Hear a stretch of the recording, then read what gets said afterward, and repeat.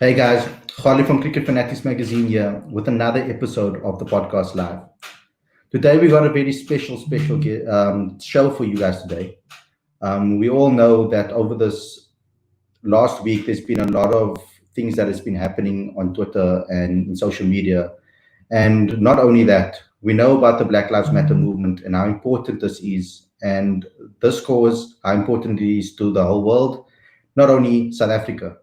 And it's something that needs to be spoken about. It's something that can't be just shoved under the rug or pushed under the rug or swept under the rug. We have to talk about this. But before we get into the discussion and I interview all the panelists or bring on all the panelists on the show, I just want to make a quick disclaimer and say that all the opinions that are on the show are not direct opinions of Cricket Fanatics magazine. This is opinions of our panelists, and just to protect everything that we have in place. So we will all be giving our views, all be giving our opinions on the matter. So without further ado, I hope you guys enjoyed the show because it's something that really needs to be spoken about. So I'm going to introduce each panelist one by one, and they're each going to give one statement. So first up is Ravi. Good evening, Khalid. Hi, can you hear me? Yeah, can you hear fine. Good evening. I'd like to bid a warm welcome to all the cricket fanatics from around the country, around the world that are tuning in right now. And I want to say thank you, Khalid, for arranging this particular discussion because for quite some time we have been skirting around the issue. When I say we, I mean South Africans generally have been skirting around the issue. And I think it's a golden opportunity to have a dialogue, an open dialogue, an open discussion about the matters in which Black Lives Matters actually embraces, and certainly how it interacts with the world of cricket as well. And I'm looking forward to having this discussion with many notable guests and celebrities on the platform. Yeah. So the next person I've spoken to him quite in length about this over the years, or at least over the last year and a half. And he was very vocal on Twitter as well about his opinions, and I'm sure he wants them to be heard. So next guest that I'm going to be bringing on is Simon Lewis. Simon, welcome to the show. How are you doing? No, good, man, yourself. Good, thank you. Cool. So the floor is yours. Yeah, look, I think it's such a big issue, and there've been sort of rumblings, and we've seen in club cricket. I mean, from the 1990s, I remember there was small little things, and never big things that I saw, but just small little prejudices from my side of the curtain or whatever. Guys not respecting players from sort of disadvantaged areas, and often quite subtle. So it's sort of one of those things that just goes under the carpet. I'm glad that's coming up now. Something that a couple of ex-cricketers have said, which really disappointed me, was that the whole thing about what about farmers, etc., and we totally understand that. But what people need to know is that this is a global crisis. The farming thing is a huge, terrible crisis. Any thing against anyone is a terrible crisis. But this is a global crisis that we need to actually be a part of.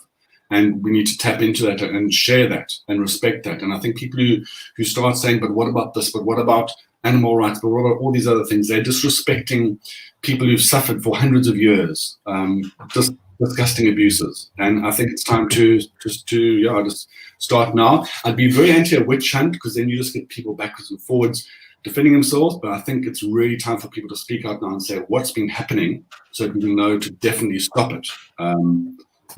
And hopefully just things get better. As Michael Holding said, it's time to educate. I think that's a big thing. And the next person that I'm going to be bringing on is someone that has been trying his best to educate as many people as possible with his writing. He's a younger journalist, so he's really trying to get his voice heard from that perspective. And he's done quite a few articles pushing this agenda. And I'm going to introduce you to Daniel Gallan now. Daniel, just give us a few words on the reason why you support this cause.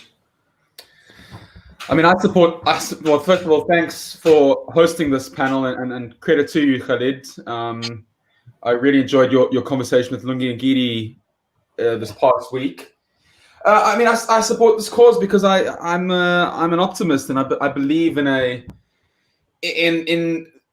Nelson Mandela's vision of the rainbow nation, South Africa. I'm a believer that we're only going to get there if we have these frank and honest discussions, and people can get upset all they want, but that those winds of change are blowing, and now people are really clearing their lungs in a way that are getting quite heated. Like you said, I have kind of been banging this drum for a while, and people have been upset by that. I mean, I remember I wrote a piece last year for the Evening Standard here in the UK where I said that there's a rising anger amongst black sports fans, and I'm conscious of, as a white guy, I'm very conscious of my subject position, but the people I spoke to said that there's a rising anger amongst black sports fans, and I likened it to the rising anger from the far left in the EFF, and people don't like the way that the far left behave and the EFF behave in this country, or rather in South Africa. But if you ignore them, they get angrier and angrier and angrier. And when you ignore people who feel disenfranchised and feel disaffected, you get things like Brexit and you get things like Donald Trump. So I think really the main message here is listen to the people who are angry. And instead of shouting them down and dismissing them as just being angry zealots, try and understand where that pain is coming from. So yeah, I think more conversations. And I've seen a lot of people criticize the tone of the rhetoric on social media. I think let's maybe put that aside now and just allow whatever tone is going to organically develop, and just focus on who is getting angry and why they are angry. And the next guest, so the next guest, obviously, Usain Manak. He's been very vocal about this for many years, and obviously on Twitter itself, he gave his thoughts, etc. So it's only fitting that we have him on this panel to express his views. I think that to the discussions in general. So without further ado, I'm going to have to introduce Hussein. So see if we can get him on here. Yeah. Thank you, Khalid. Thank you, guys, and welcome to everybody. And thanks for the invitation, Khalid. I think it's a long overdue discussion to have. And the reason I say that is because, yes, we have been having these discussions for 25 years. Unity took place in 91. We had our first democratic election in 1994. In 91, I played cricket on our bowl cricket. We played on matting wickets on dirt fields. Unity, things changed, and everybody expected things to improve. And you almost thought that there was this magic silver bullet that was going to bring everybody together, with Mandela and all the rhetoric around unity and our first democratic election, and only to find that, that it wasn't quite like that. And it took a very long time. In fact, quotas and targets were only introduced, I think, 10 or 15 years after 91. And a lot of cricketers in that period lost out. A lot of really talented black cricketers didn't get opportunities. They missed out. So I think it's a long overdue. And the sad thing is, for me, is that till today, we're having the very same discussions about opportunities, about giving players a run in the team, about playing them in the correct positions, about like all these things that we discussed 20 years ago. We're having the very same discussions. For me, that's ironical. But I think, for me, the refreshing part about what's happening at the moment is that the Black Lives Matter platform is allowing people, as I think Daniel said, get it off their chest, or I think it was Simon who said people are now venting and getting it off their chest. But I think it's important to be able to discuss particularly transformation, non-racialism, and all these issues around transformation in a non-apologetic way. So, whether it's white, black, green, blue, if we talk about transformation and we talk about change, we must be able to discuss it in a non-apologetic way. We can't be pussyfooting around issues, and we're scared to use the term black. There's another little tournament that's taking place in Gauteng, and people, because the rules they came out with, they were scared to use the word black and white, and they said, maybe people with bronze-colored complexions need to be given an opportunity. And everybody laughed. And they're like, what is going on here? But it talks to the mindset of people that are still apologetic about discussing the hard issues. So I think for me, the non-apologetic way of discussing these issues, I think, is how we're going to get to the crux of it and how we're going to discuss the real hurt and pain that people are going through. And I think that's important, because if you don't discuss those issues with brutal honesty, I think we're never going to find a solution. So the next guest I'm bringing on, he's a world-renowned journalist. He's seen it all. He's really a great writer. You really need to go out there and go see his pieces. But I think he's going to be the best advocate for himself and his views. So I'm going to bring him right on immediately. So Lungani, Zama, welcome to the show. Just a quick statement on what happened this last week, and obviously about the Black Lives Movement.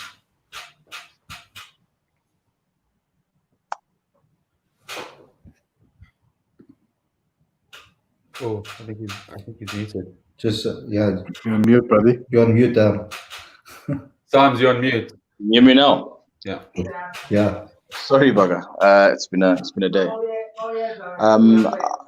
Look, firstly, thanks for having this discussion, having the courage to do so. I think there's still a lot of our media which would rather not have these uncomfortable discussions because it is uncomfortable for some. But, I think for me, as a black person who's been involved in cricket and sport in general in South Africa, as a schoolboy, as an amateur player, as a journalist, it's long overdue. If you can speak to every single person who's been involved at those levels about their experiences, they can count in both hands and feet the number of times where they know that they haven't mattered, or they know that they've been undermined or just derided just for simply being black and turning up. And if we can't discuss these things now without whataboutisms, then you've got to question yourself when we're ever going to be able to discuss these things, because it is true. And it's not to belittle any other race out there. It's not to diminish anyone else's cause or any other causes going on in the world, but the pace and the momentum of this movement currently is because there's so many people who've suffered injustice, who suffered prejudice, and still continue. That's just a fact. I've experienced plenty myself growing up, plenty. So it's not something that can be debated for me whether or not we should be having this, or whether it's right or wrong.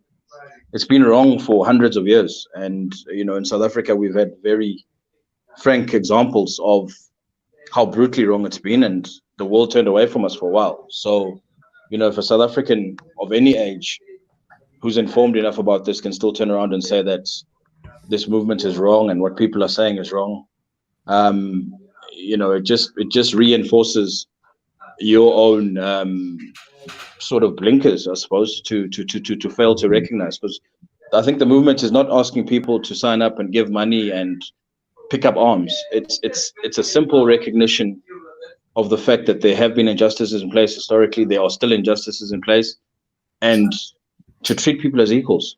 As we sit on this panel, there's every color under the sun, and we all have an equal voice on this platform. And I think that's all, for my mind, that's all black people have ever really asked for, and they've asked. And when we look at examples around many other African countries, it hasn't been asking. It's been straight up taking, because they're sick and tired of the injustice. And that's not to say that's the right way. But I'm just saying that as a country, we're a unique example, because for a long time, we've rather sat down at a table and said, let's discuss this and find a way to get around this without getting violent, without getting ugly, without getting even more divided. But if you're not willing to sit down at a table and discuss these things and recognize that, unwittingly or not, you've played a part in diminishing the life of someone else for your own advantage, then you got to question, where we're going as a country, and what is the end result at that point? Because people who've been subjugated can't be subjugated forever without responding one way or the other. Yeah. Now, it's a very important topic. Obviously, we all know, and we can all agree on that. Lungani, I want to ask you first. I feel it's kind of a pity that it had to happen the way it did. For Lungi to speak up, and then for such remarks to be made by former Proteas on social media about this, that a young player had to be targeted the way he was for this conversation to start happening. When you saw those comments and you saw how it blew up, what was your first opinion and what was your first thoughts? The craziest thing about this very particular South African example is this was a press conference where he was asked a question. So if he answers the question differently and he says, "Oh no, I think Black Lives is a very personal thing. I'd rather not have an opinion," the other half of the country is going to turn around on him and say that you've got a position of influence and you should be answering this and you should be standing up. So I feel, firstly, I feel terrible for the guy because he was asked a question and he is in a position where he's going to answer it. And again, he gave his opinion on what he thinks and what he feels. And I know him. I know him well. I know his family. I know his struggle. And I think a lot of the people would throw away comments like, "Oh, how can a kid who went to Hilton College on a free ride comment on things like this? What does he know about prejudice?" They've got no idea. If you sit down and analyze the Lungani story and why he feels, forget the other Black lives, why he feels his Black life matters and why his journey matters. If you actually listen to it in full, and maybe you almost have to take away the fact that it's Lungani and just take his story in isolation. If you can't respect the fact that he's got from where he started and to where he is now and where he's hopefully going, then there's got to be something wrong with you as a person yourself. Regardless of age, regardless, his experiences might have broken a lot of other people. Might have embittered another person, and turned to other means to try and get by in this world. But he's used his sporting talent and he's got to where he's got. Yes, he's got help. But how many other Lungani are sitting on street corners who just didn't get a help because their circumstances didn't just serendipitously meet somebody who was willing to recognize that this Black life matters and I can change this Black life. And that's all it is. And again, he was just answering a question about what he thinks. Young Black sportsmen have answered the question all around the world. All around the world. And you haven't got any right to tell somebody that they shouldn't stand up for what they believe in. And I hope, when you look at the example, the prime example of a Colin Kaepernick, who was literally blackballed, to excuse the pun, for standing up initially, or taking a knee initially, you hope that the structures in place now in modern sport and modern South African cricket are not going to blackball a Lungani for having his example, because unfortunately in the last 20-25 years, there have been plenty of outspoken Black cricketers who have been blackballed. Simply for having an opinion and being strong and standing up in team meetings and questioning why so-and-so is picked as a bowler but he doesn't bowl until 100 overs, why this guy picked as a batsman and he bats 9. Legitimate cricket questions if you take away the colour and you take away the circumstances. But because we're South Africa, those things have happened for 20-25 years. And if you take a quiz across all the provincial teams right now, you probably find those things are still happening now. And that's the problem. That's the problem. And you can deny it all you want. It's still a problem. It's still a problem. I've played in those circumstances where I've been in a team where we literally picked 2 squads. There's a white squad and a black squad. There's a black bus and a white bus. If you're telling me that's a united South Africa, I call bullshit, because it's not. It fabricates as a united team. And that's what we've got to stop, because our future generations, that's the example they see. That's the experience they come into. So you can't tell me that's normal society. We can't paint this rainbow nation notion, and the actual lived experience is completely different. So, yeah. And again, I say, all of this started because he was asked a question in a press conference, and he answered it to the best of his ability at the time. And, we all saw the storm afterwards on social media about people who just simply failed to recognize that this kid has a point. Yeah. So, Daniel, you mentioned to me the interview that I did with Lungani, and I made sure that to show the journey that he went on, so that people can really realize that it's not a person that was you can say from Hilton College, like Zama said here, it's about his journey and the struggle that he went through to get to where he was. He spoke about his story about where he didn't have pads or a bat or nothing to be able to practice. I mean, he fell in love with the game and he wanted to practice, and he had to get those things from someone that handed it down to him, and then from there on. But the response on Twitter has been, and as well on Cricket Fanatics magazine's platforms, if you go look at the articles that we've written, there are some hectic comments that have been spreading around on Twitter and on Facebook across the board. And the main thing over here that has come out with regards to that from a negative point of view has been the All Lives Matter hashtag that has been running around. Dan, can you give me your opinion on that? And maybe just add on to what Zama said as well. Yeah, I think it's interesting that we rightly, Zams is right when he says that Lungi isn't a guy who's just from Hilton College. But so what if he was? So what if, are we saying now that Kagiso Rabada doesn't have a right to call this out? Are we saying that Faf du Plessis doesn't have a right to call this out? Calling out you don't have to have experienced that prejudice for you to call out the prejudice. In fact, we all have an obligation. I have never experienced what Lungani has just experienced himself. When I see Def Tiana talking about it, Nono Pongolo, who I've got a podcast with, all these guys have experienced these things, but I haven't. But I still feel a sense of responsibility to call it out. So I think that when people liked, and Colin Kaepernick got the same treatment when they said, oh, well, you were adopted and you were given a ride and you're privileged and earning this much money. Who are you to speak? Who are you to call this out? Well, they're a human being and they're calling it how they see it. So I commend Lungi Ngidi so much for using the platform. Yes, I echo what Lungani said. I feel he was stuck between a rock and a hard place, and he was never going to satisfy everyone, no matter what he said. And I commend him for taking the stance that he did.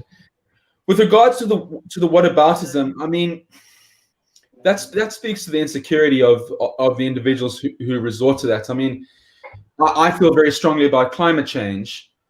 If I write a climate change piece, you're not going to get someone knocking on the door and say, well, what about seal clubbing? Or what, if I write an article about the pollution in the rivers, people aren't going to say, oh, well, the oceans are polluted as well.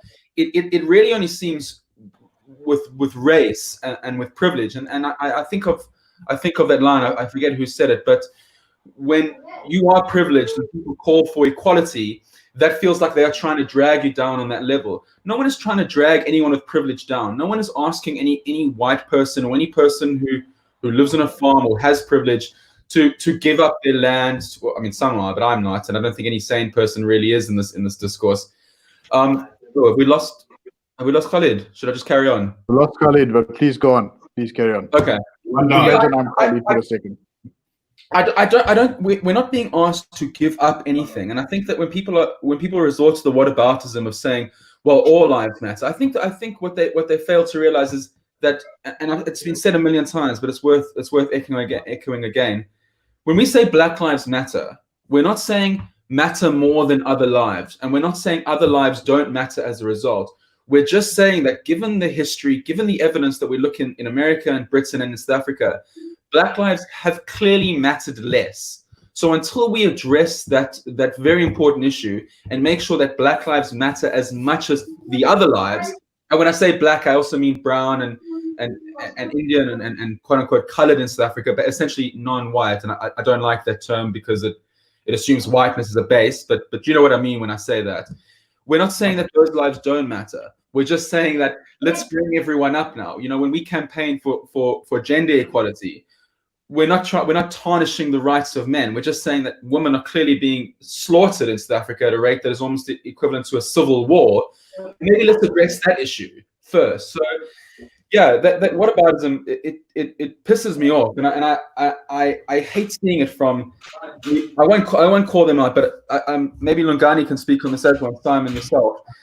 There's a real sense of responsibility that I think journalists have now in this time. I think we really have a duty to pick up this conversation and carry it forward and direct the messaging. And we've seen some of our colleagues respond pretty poorly on this on social media. But yeah, I think we're going to see some casualties along the way, and some people are going to be left behind. Yeah. Do we have Simon, Khalid can back? yeah, Simon, can you add to that, please? Because I mean, I know that you used to tell me a lot of stories about how cricket developed over the years, and especially about the difference when you were around and you were a journalist. When No, not so many years ago. That doesn't sound like I'm ancient. But you know what I mean. So can you just add on to what Daniel said and just give your just extend on that a little bit? Yeah, look, I mean, personally, I was thinking when I read what the guys said, but also you've got to understand it comes from a context of what they've learned or how they've grown up, and that's their context. That's why I think education is so important. I think just from Black Lives Matter is so important because when you look at Colin Kaepernick and what he did, he was so respectful the way he took the knee, and even so, there was such a huge outcry.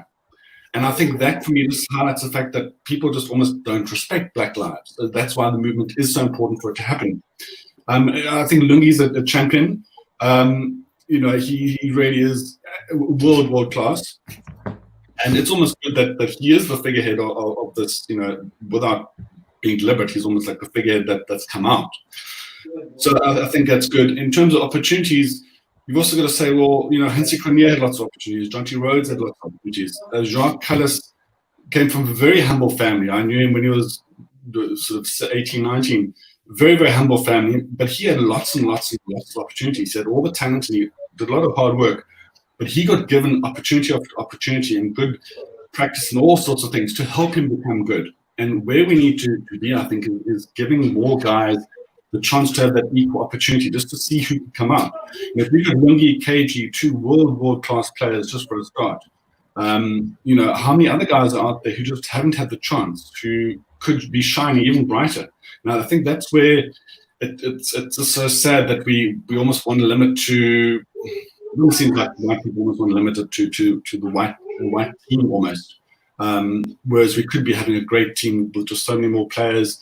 And especially being more competitive. I think to me the biggest thing is there's a lack of competitiveness because too many players are being protected. That for me is a worry. So Hussein, obviously with you were former convener of selectors as well, and give me some insight into how things have developed, or as well what I want to get from you is actually how do we improve on it? And why is this matter? And why is this movement so important to South African cricket? I know a lot of people are saying, some of the comments out there are like, no, but this is nothing to do with South Africa. It's an American movement. It's about cops that have killed black people in America. And they haven't really spoken about how it actually, why this movement is important to South African cricket. Can you maybe give us some insight into that and your involvement in how you are planning on actually standing up for this movement and this cause? Yeah, thank you for the question, Khalid. I mean, I stopped playing a number of years ago, and then I coached for about 3 to 5 years, club cricket in Lenasia, coach youngsters who come from very, very disadvantaged communities. And what I found is, when I coached the first year, I was basically coaching cricket. The second year, I got to know the cricketers, young cricketers, a little better, and I started finding out a little more about their backgrounds. By the third year, I was actually doing very little cricket coaching and more life skill in life coaching, and getting to find out about this kid had comes from a broken home, this one's got a drug problem, etc., etc. You really get to find out, the backgrounds that children come from. I then got into the selection panel at the Lions. I was convener of selectors at the Lions for a few years. And, at Lions, what used to be called Transvaal, Gauteng back in the days, it was one of the least transformed provinces.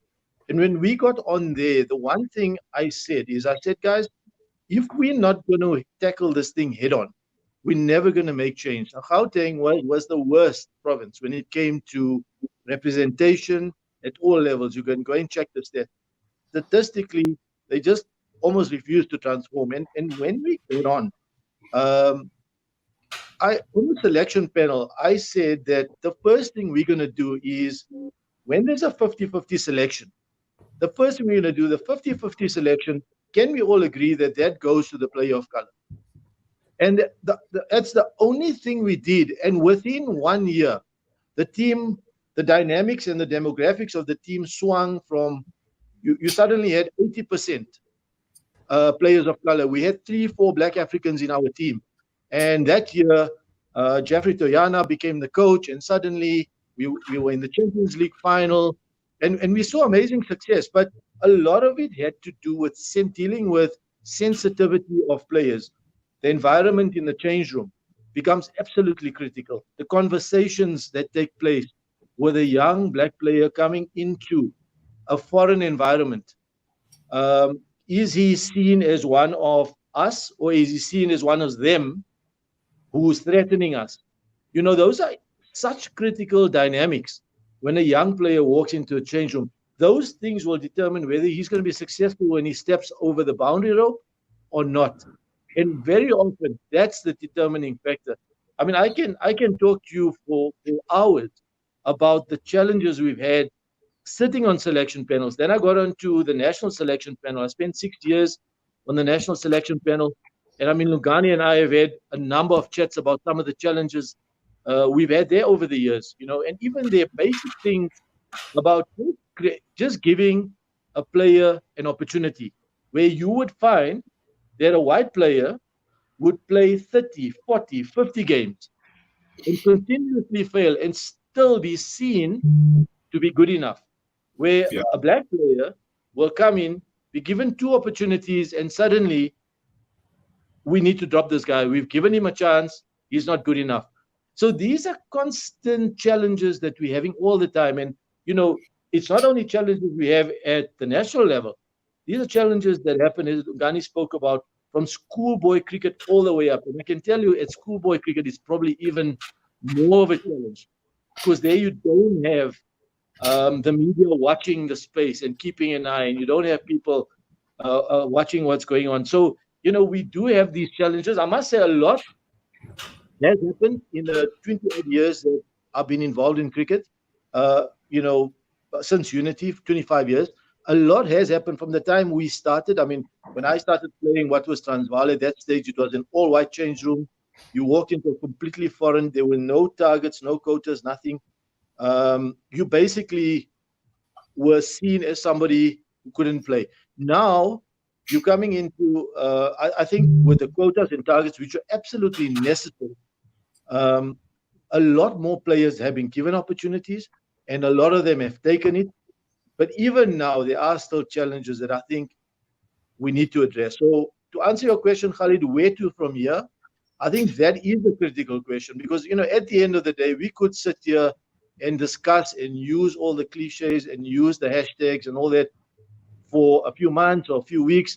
And beyond that, it gets forgotten about. So I think out of this, we must use this opportunity for something concrete to take place. So within Cricket South Africa, I think there is a need for these tough conversations to take place formally within Cricket South Africa. They really need to do more, I think, than a hashtag or supporting the Black Lives Matter movement at the T3 competition.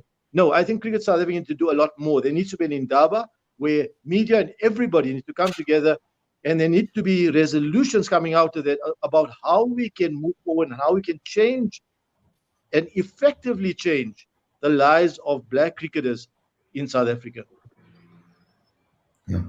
So Ravi, you would have went through the Twitter feeds and would have seen all of this happening in front of you. And can you just give me some of the things that you took out from just scouting through the Twitter feeds and everything that has been happening with this Black Lives Matter hashtag, especially popping up everywhere? And obviously we stand with Lungi and Gidi. I'm trending on Twitter. Yeah, absolutely. I think I threw an equal amount of punches as Hussein did in the last couple of days at various authorities, and I'll stand by my words on Twitter. I think this has been swept under the rug for a number of years. It brought back a lot of painful memories, especially around selection. I remember as a youngster, when Makai Ntini got first selected for the test team in '98, I was in his debut test at Newlands, and they were playing in Sri Lanka. I remember there was a furore around Makaya playing in that test match. And then cut to a couple of years later, Tami Solekele had to replace Mark Boucher. And that was considered in 2004, and that was considered a sympathy vote that was used quite extensively in the media at the time. And those were upsetting because I knew for a fact that both those individuals were superb players. They were fantastic players. They were exceptional in all measures. And I think that stigma just kept on going on and on. I just feel that as a cricket supporter, as a cricket fanatic group, we have a responsibility to play the role as educators as well, and explain what Black Lives Matter actually means in both a macro level, being the global movement as Simon and Daniel were talking about, to a micro level in terms of cricket in this country, particularly at school and at national level as well. I think the one thing that really hit me hard this week was seeing generally a stone chiseled exterior of Michael Holding, when he's always giving commentary and feedback on matters. And to see a man of his stature break down like that less than 24 hours later, explaining a clear traumatic experience from his past, clearly attributed to Black Lives Matter, shows how much this actually means. You saw a grown 66-year-old man breaking down on national television who was always being composed, and that tells you something. It tells you what this actually means. Ebony Rainford Brent, I think what really hit the hardest was that she was experiencing that level of racism in the southern part of London, if memory serves. As recent as 2008, when Obama was elected, somebody in the community said, "Oh, you lot are occupying the White House now." That's a surprise. That's a level of racism that's out there, and I think that we are playing a vital role explaining that clearly that's unacceptable behavior, and we need to ensure that this type of behavior is A, corrected, and B, we need to inform the public about what these social injustices are. Simon hit the nail on the head when he was talking about the disappointment he felt about Pat Simcox and Butha Dipana. I felt equally disappointed because those are two of some of my favorite players. I saw Pat score his 100 against Pakistan in 1997. Former players, current players, play a much bigger role than just being a cricketer. They're ambassadors for the game and the country. And the minute you give flimsy statements like that without understanding what what the Black Lives Matter movement actually means, is a highly irresponsible thing to do, and you expect better from those individuals. But nevertheless, there's light at the end of the tunnel. Very recently, I saw Vince van der Bijl, who is a significant member of the Transvaal Mean Machine, stand up for Black Lives Matter, and he clearly understood what this movement actually means, what the impact is at a macro and a micro level.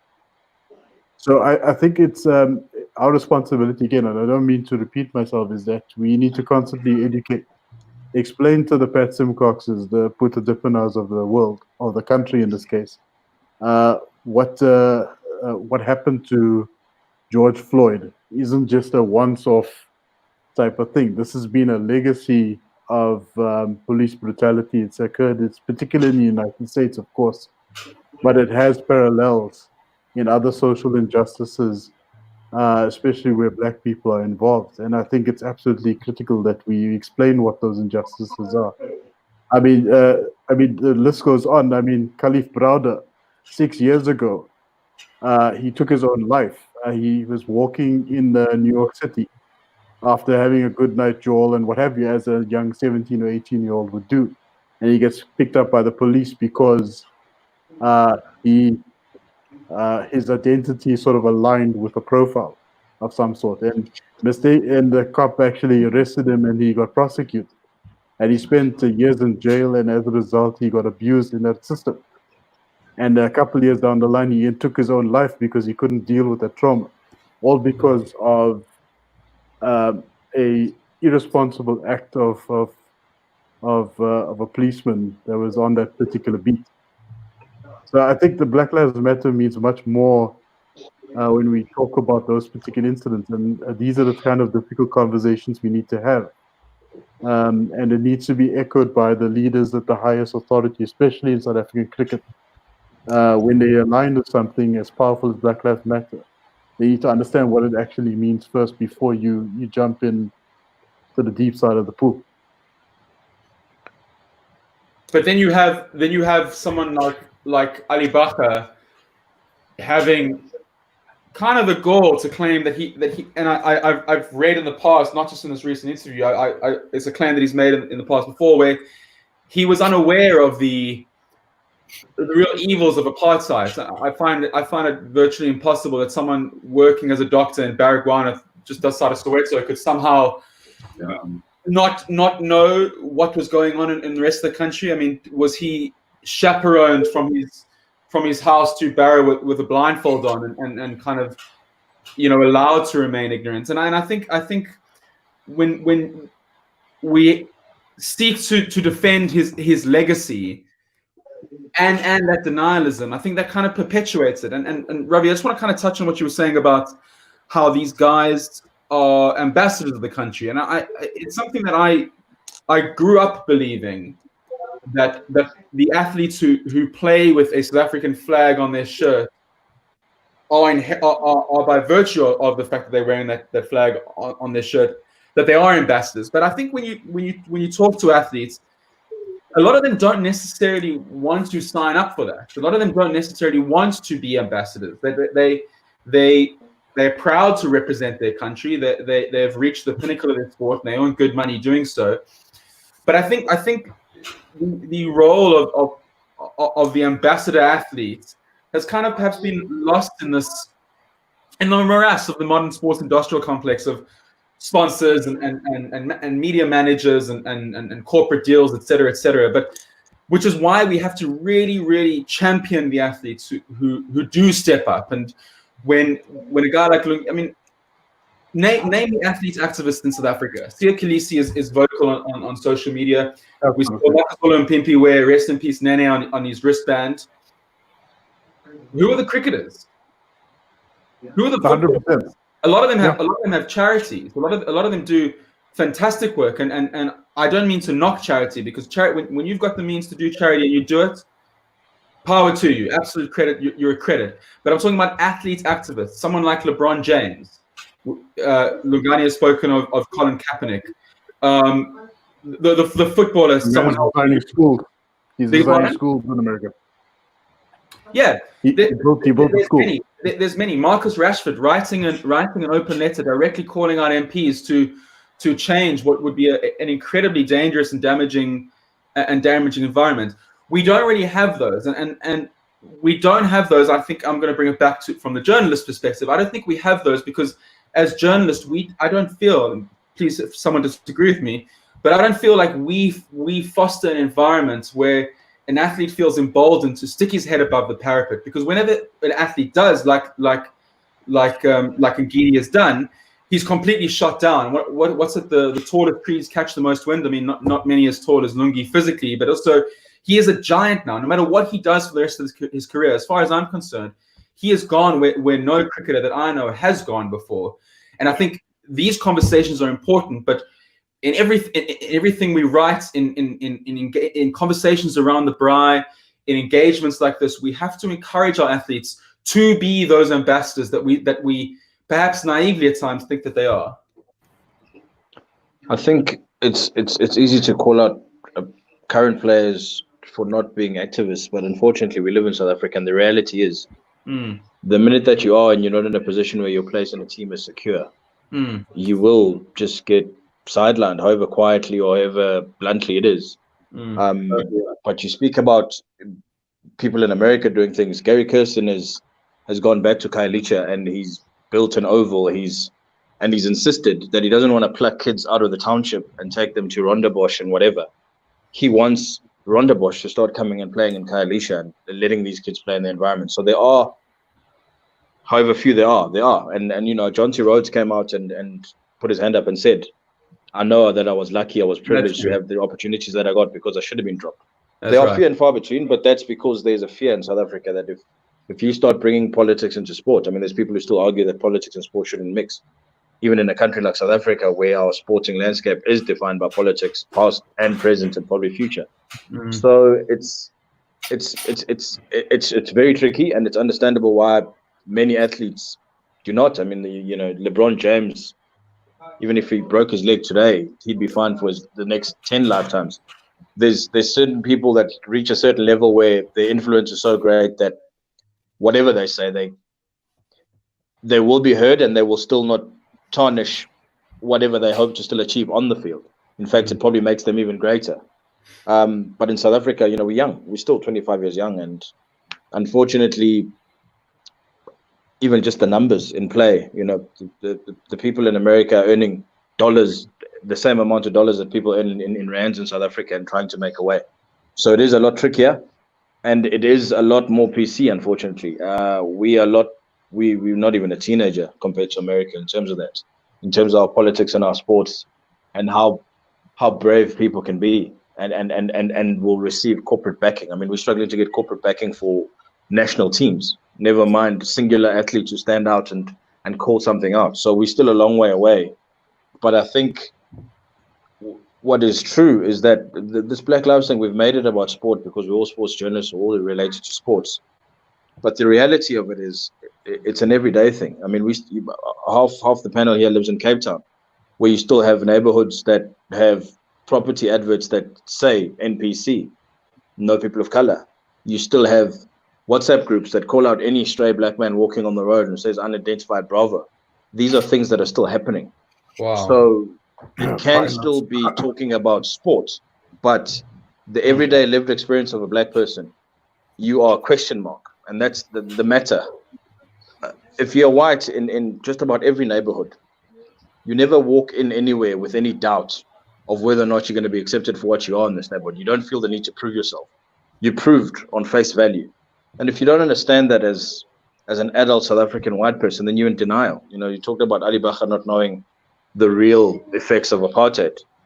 If you don't know, You organize a rebel tour to South Africa. That should be a dead you got to be giveaway nuts. right there. You have to be nuts. I'm sorry to say. If you don't know that the vast majority of our population is living on the outskirts, on the cuck side of town, and having to take 3 buses and probably walk 3 kilometers to get to work before you, to clean all your scalpels before you start your day as a doctor, you're in denial. If you don't know where the person who works next to you lives, no, well, you're a liar. you're in denial. You're in denial. So it can't even be denialism. It's just a blatant lie. Well, whatever it is, but that's the gist of it. So, you know, we can talk about it, but unfortunately, until you're willing to sit down and listen and understand that 2 of your teammates can't make practice at 9 o'clock every day because they've got to wait for a taxi to get full before that taxi moves them to town.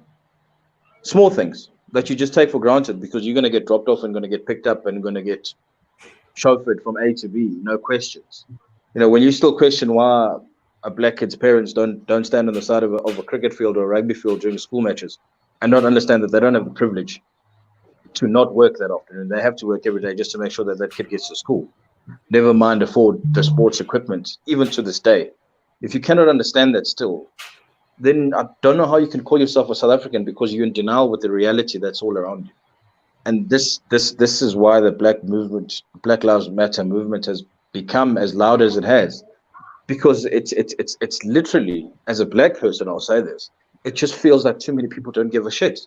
Like if 4 of you can stand around and watch another cop put a knee on someone and kill them, and they tell you that you're killing them, and you just stand there, you literally don't give a shit. So at that point, what do you have? What do you do? And it's George Floyd, could have easily been anyone, any other black person. It could have been.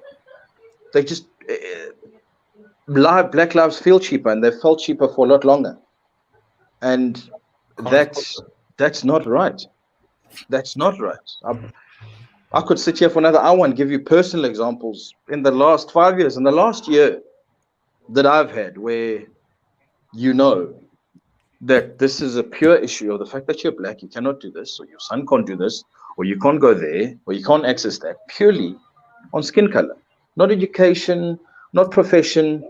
I've worked in newsrooms where the same people doing the same job, and a white person earns almost double. And HR's explanation is that white people have more expenses; they've got a higher standard of living. So that's why there's a discrepancy.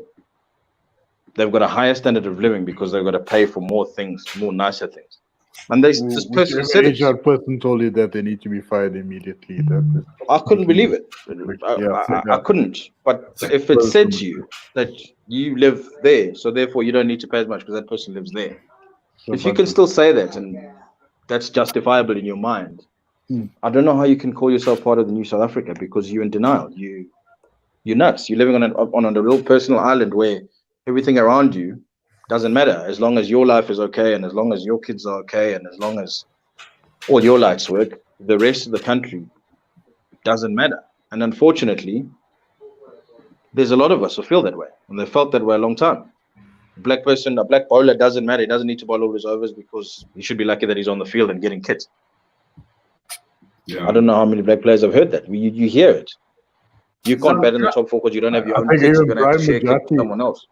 Brian Majati on his podcast actually said something very profound about the Springboks selection as well, and that we shouldn't be fooled about transformation in rugby taking place as far as 15 years ago. It's only really started materializing in the last 5 or 6 years.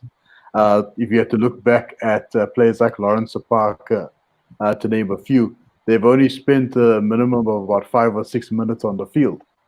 Yes, they would have like about 10 or 15 caps to their name, but they will spend minimal amount of time on the field. And that speaks volumes in itself. And for me, that's like my entire childhood just went whoop, like it's just like my mind exploded when I heard this. Actually, I had to see the games to validate it. But that just gives you a huge indicator right there as to how far we've come, but how far we still have to go as well. Ravi, the growing comparison between the 2019 team obviously being fully represented versus the 2007 World Cup winning team as well. I got told by a former Bok coach, while he was Bok coach, when I wrote a column saying that if you're black currently, you might as well go overseas and make money because you're not going to get picked by this guy because of the team that he picked. And we sat and we argued for 2 hours, and at the end of it, he said, I will admit that I pick players that I trust. He was picking people that he went to church with. But you're national coach. Your scope surely has to be bigger. Who do you trust? So you're telling me that you're not going to pick me because you can't trust me, because you don't know me. He was picking players who called him on. But these are the barriers that happen across the age groups, across the structure. So until those structures change, players will suffer and players will turn away from the game. Talent will turn away from the game.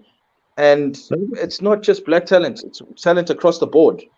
Absolutely. If the people who pick these teams and the people who hire these jobs and people who make these key calls are not transformed, the transformation is not on the field, it's off the field. And then you see the result on the field. But if the people choosing the team, if the people determining the workplace are not transformed, and they say, no, there's 3 black people in our company, that's already too many. We can't have too many, otherwise we're going to be too dark. If that's still happening, then you've got no chance. And this, this movement will just become another long narrative of injustice and injustice and injustice. And there is a breaking point. There has to be. I think what we've seen, you say it keeps going on and on, but because like you guys have said, it's gone on for so long in this country in cricket. But what's accelerated the discourse now is because a current athlete who let's be honest is his place is secure, and I think that's an important point you make, Lungani. A French player is less likely to do this because, for obvious reasons, for the risk of being ostracized. Lungi, even though he's an up and coming talent, he's still probably secure of a place in the side. I think we can agree on that. But it shows the power of the current athlete. So my question before I have to dash off because I've got a deadline, unfortunately, on a Sunday. How do we create the environment for current athletes to be more vocal? I'll give a personal anecdote, and I don't want to call out any names, but I think it does speak to what we're talking about. Anyone who knows my writing knows that I like to bring the politics into the sports discourse. And I asked a cricketer, current Protea, about his views on race relations in current South Africa, and he felt uncomfortable answering. He wasn't a white player, and he felt uncomfortable answering. Mate, we knew each other, but not a great relationship. And I was like, fine, okay, that's fine. We'll you don't have to, obviously. The media manager got not the current one, got in touch with me and basically reprimanded me and said that if I try and inject politics into every piece, there's going to be a problem. And we had it backwards and forwards, and we came to an amicable conclusion regarding this. But I was shocked that, because getting back to the ambassadors, I was shocked that we can't have these conversations with athletes. And I understand why Cricket South Africa don't want necessarily every athlete to weigh in on this debate, because look what happens, right? But if the journalist's responsibility is to try and shape the discourse, and then we are told that we can't ask the athletes who represent the country to weigh in these debates, how do we, maybe Lungani, I'll ask you and everyone else from your perspective before I sign off, how do we create the environment where more athletes who are currently in the team feel comfortable speaking out? And I'm not saying we have to agree with everything that the athlete says. If an athlete comes out and says, you know what, Black Lives Matter is not my bag, but I'm all for the farm murders, I would support them too, because that person is using their platform to speak their truth. And I think that's kind of what I would like to see more. So I'm going to sign off, and I'll listen to the conversation as I go. But yeah, how do we, from your perspective, create the environment where more athletes are comfortable to speak on this? And before I sign off, thank you so much, Khalid. Love your work, and I respect every single person on my screen right now in your different ways. Thanks for having the conversation, guys. It's really important for people to clear their air. Cheers. Thanks a lot, Daniel. Sorry, guys, that I've been having a little bit of problems with my connection. I don't know what's going on over here, but You don't say. I don't know what's going on. But anyway, so I think we should just continue this conversation. I think we have a little bit of time, about 3 minutes left for each person to just give a final statement about this and everything that has been said over here. Yeah, I think until all players feel the same level of security as the untouchable, so to speak, in any setup, and it goes for all aspects of life as well. Until we all feel that security, that whatever we say is not going to influence our future prospects in place of work or on the field, we're not going to have these ambassadors and activists that Daniel speaks about. It's a utopia, but we're still very far away from that, because unfortunately the economy of South African sports and South African work, unfortunately for the large part, is insecurity. People hold the power of whether or not you can eat or not on a day-to-day basis if you don't do what they want. So the last thing you're going to do is upset the apple cart too much, unfortunately. Yeah. And Hussein? And that's a lived experience. That's not an opinion or anything. It's a lived experience. When you shake the nest, people feel far better to just isolate you and push you away rather than engage and be honest. It's a big thing to do what a Johnsy did, or Vince van der Bijl did, or any other athlete who stands up and says, I've been privileged and I understand the need to change and change things for those who come after us, because I've learned the lessons. I may not have been emotionally mature enough at the time to understand that I was privileged, but I do understand now, and I want to make reparations. Not everyone's willing to do that, and that's half the problem. So most of the people who lash out on Twitter are not willing to confront their previous privileges or their current privileges. It's giving away too much, it seems, to just admit, because it's surely not that hard to admit. But anyway. Yeah. Hussein, you can go next. Yeah, I think for me, to wrap this discussion, I think it's been brilliant, because there've been some really core issues that have been brought up. One of them was about administrators going back, to the rebel tours, etc. But I think one thing we must be very wary of is current administrators paying lip service to transformation and now to this Black Lives Matter. So it's easy for Cricket South Africa to come and send out a press release and say, you know what, we'll support it, etc. But I think we as people, as the public, as supporters, as fans, and in the media, need to hold Cricket South Africa and the administrators accountable for the changes, not just come and pay lip service to so that, because that's been happening for too long. You know, it's easy to come and showcase you doing a few coaching things in the township and this and that and hand out a few bakers biscuits, whatever the case is, and suddenly you claim to be, you know, the guru of transformation. No, that's not good enough. We need to dig deeper and we need to hold people accountable. Administrators need to be held accountable. So in this instance, we need to say, Cricket South Africa, listen here. If you guys are going to say we're supporting Black Lives Matter, show us how you're going to do it. Not just wear a lapel for a day or do a print on your shirt at the 3T competition. It's really not good enough. We need more. We need more action. Really, I think Cricket South Africa overall, as I said earlier, there's been a lot of change over 20 years. We can't take that away. But it's really not enough. And I think a lot more could have been done over the years and a lot more should have been done. So for me, the lip service and the window dressing that has taken place has been for me a disappointment, which is why when Cricket South Africa sent their tweet out in their press release, I called them out. I said, hang on, but you guys are saying on the one hand that we support Black Lives Matter, but the decisions you are making are saying something else because you're not scrutinizing the decisions you're making. How are those decisions going to serve transformation? How are they going to serve the change on a day-to-day basis for the young black cricketer that's stepping and putting on his whites and stepping onto the cricket field?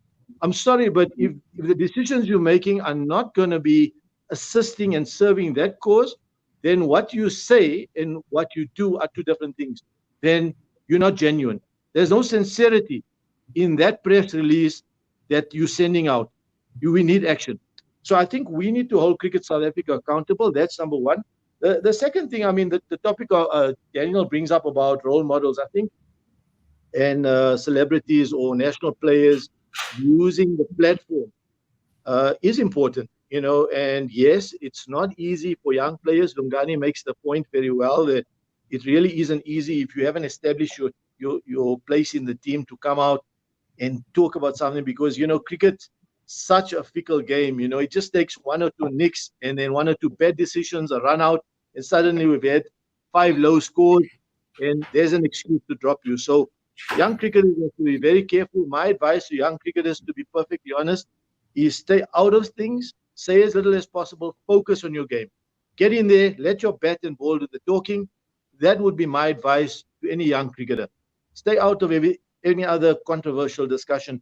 Let your bat do the talking.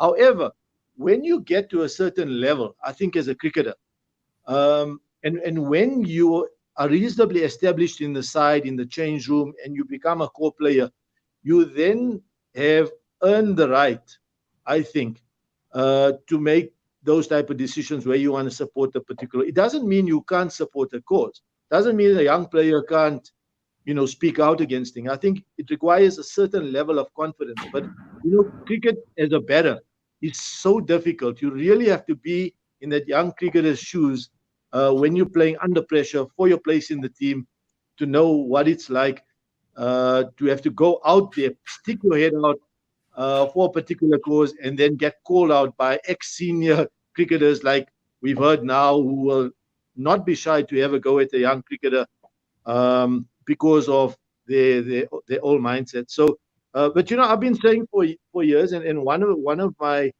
things, and one of the reasons I decided to get onto the selection panel was because I've always believed that, you know, you can spend millions of rands in the township developing cricket, you know, and you won't get a great return on your investment. But, you know, one role model, one Makai Ntini or Temba Bavuma or Kagiso Rabada, just one, will get a kid out of poverty with no shoes, make him so determined, and will stimulate him to achieve greatness. So role models and celebrity cricketers and coaches have the ability and the platform to really motivate and inspire a generation of young cricketers. And I think they should use it, firstly, by letting their bat and ball do the talking. And secondly, I think when they get into a position where they can speak, they should use those platforms to speak out. But as we say, it's not always that easy. Simon, final words? Just actually was Googling now and just looking who the four guys were. And I saw there's another guy who also a famous old player who's also chipped in, or two guys actually. And I remember I saw recently a Facebook conversation between some old heroes. And it's disgusting the way people think. A lot of guys are still in the old mindset, that they're really stuck in the old way. For me, a message I'd like to send to white males is to say, we've had the privilege for 200 years. It's time for white males to take a back seat and actually not say anything. This isn't our domain to talk about, to give support or back people up. But I really think the white males really have no place to be commenting because we've had all the advantages. I think lastly, just in terms of South Africa, we've always been a very controlled and ruled society. Very sort of must be obedient, whether it's the black man who's the slave or the worker, or even the white people have been very sort of controlled by the norms or towing the line. I think the thing that needs to probably happen is that we actually just need to almost like the Me Too movement in America.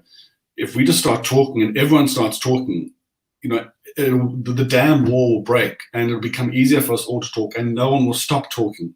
And I think that's the thing that we have to do, is we have to just get everyone talking to not let this issue die and to make it easier for everyone else to talk. So I think it's talking and getting it out there is the most important thing for me. So, Ravi, I'm going to get your thoughts now. I just want to say thank you to the guests that have come on the show. Thank you, Simon. Thank you, Lungani. Thank you, Hussein, for coming on the show, and as well as Daniel that had to go. This is a very important cause that we needed to speak about. And I really enjoyed every single topic, even though I was jumping off and on screen. I was listening to everything that you guys were saying. But it is very important that we continue to speak about this. This is not the end of it. This is just the start. So we need to do this more often. We need to be talking about this. It never ends until it's 100% solved. And so I'll be continuously giving a platform for everybody to come and speak freely about this and everything about cricket in South Africa. So thank you guys a lot for tuning in and for giving me this opportunity to hear your views, and for the Cricket Fanatics fans to also hear your views. Pleasure. Thanks, Khalid. Thanks, guys. Cheers, Khalid. See you, man. Go again. Yeah, we go again.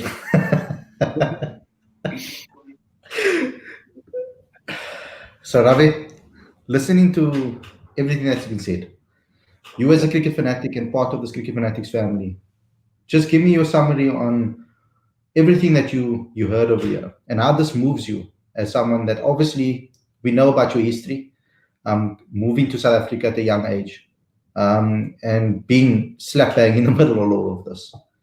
So can you just give me your views on everything that happened in this podcast and why it's important for our listeners and our viewers to get back on this and keep on watching it until they find their voice in South Africa and South Africa? Yeah, thanks, Khalid. So I think having listened to what everyone had to say, I mean, clearly there were some differing perspectives at times. I think the one thing that we all shared in common was the fact that there was a lack of awareness and a lack of education. So I would like to encourage all South Africans, all cricket fanatics from around the world, from around the globe for that matter. If you don't quite understand what Black Lives Matter means, please Google it, check it out, check out hashtag Black Lives Matter, and just to get an understanding what it actually means, what social injustices actually mean particularly in the Black community. Understand the macro environment and understand how it applies to the micro environment, which is cricket in South Africa in this particular instance. We've had varying perspectives as well, again, from cricket in South Africa, from the gentlemen who are on the platform. And what I want you all to take from this is that we won't really advance as a nation or advance as a competitive cricket team if we don't have a full understanding of what those social injustices are within South Africa. the fact that not everybody is playing on the same or level playing field, as it were. Those are the matters that should be addressed. They should be understood. There are players that we've heard now that have exceptional talent, but have to take 4 taxis to get to a cricket match, and have to transport so many goods with them as well in the process. You have players that don't have access to specific equipment. You have players that fall on the wayside because we think that they're not good enough, but guess what? Because they haven't had access to those basic amenities, they would naturally fall on the wayside. So those are the sort of things that I certainly hope that the administrators of Cricket South Africa are slowly becoming more and more aware. And I think given that, they also play a vital role. If you're aligning with something as powerful and as global as Black Lives Matter, it's highly irresponsible to not understand what that movement means. So I'm going to put a challenge out there to the administrators. And again, I'll re-endorse that disclaimer that Khalid kindly mentioned at the beginning. These are my views, not that of Cricket Fanatics. I challenge Graham Smith, Jacques Paul, the CEO, and every other administrator that is working for Cricket South Africa to have a town hall, have a public discussion, have a dialogue. It's okay not to understand what it means, but don't shift it aside because you're not 100% uncertain. You're 100% uncertain as to what it actually means, what it represents. Have that dialogue, discuss. If you want to be a true leader about things, these are the moments which will define you. Have a public forum, have a town hall if need be. Speak to the journalists, speak to players of color, speak to transformation specialists as well, people involved in triple BEE. These are the guys that you need to have those dialogues with to understand how we can truly move this game forward. Yeah. So from my perspective and from Cricket Fanatics Magazine's perspective, I want to just tell everybody out there that is watching, we have a section within our magazine as well as on our website called Fanatics Viewpoints.